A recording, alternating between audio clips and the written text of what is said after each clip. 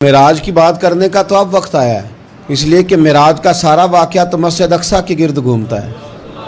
سبحان الذی اسریٰ بعبدہ لیلا من المسجد الحرام الی المسجد الاقصیٰ۔ حضور نے معراج کی رات مسجد اقصیٰ میں نماز پڑھائی تھی، اور ایک بار پھر سے طیبہ سے فلسطین میں آ، راستہ دیکھتی ہے پھر مسجد اقصیٰ تیرا۔ ایک بار حضور گئے تھے مکے سے مسجد اقصیٰ، اور پھر حضور فرماتے ہیں جب میں واپس گیا نا تو کفار نے جو کہ مسجد اقصیٰ دیکھی ہوئی تھی تو مجھ سے پوچھنا شروع کر دیا کہ مسجد اقصیٰ کی کھڑکیاں کتنی ہیں، دروازے کتنے ہیں، پلر کتنے ہیں۔ جب انہوں نے سوال جواب کیے تو حضور فرماتے ہیں کہ رب کریم نے مسجد اقصیٰ کو اٹھا کے میرے سامنے رکھ دیا۔ میں دیکھتا جاتا تھا، بتاتا جاتا تھا، کہہ لوں بات کر لوں۔ ایک دفعہ حضور مکے سے مسجد اقصیٰ آئے، اور ایک دفعہ مسجد اقصیٰ میرے نبی کی زیارت کے لیے مکے گئی، حضور کی زیارت کے لیے مکہ شریف گئی۔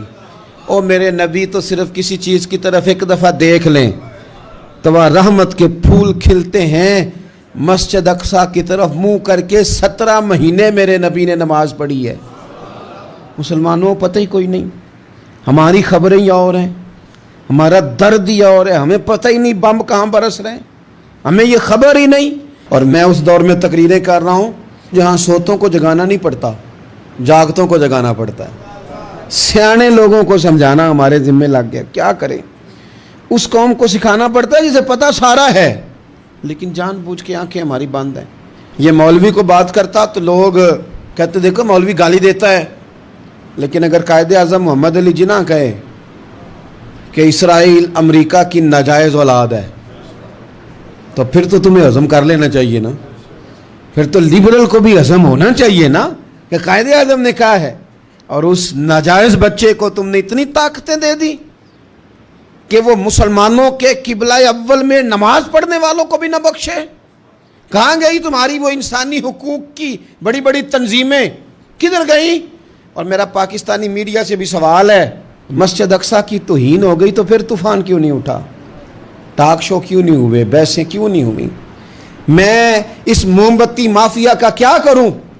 ان لبرل لوگوں کا کیا کروں؟ ان کے سپورٹروں ووٹروں کا کیا کروں؟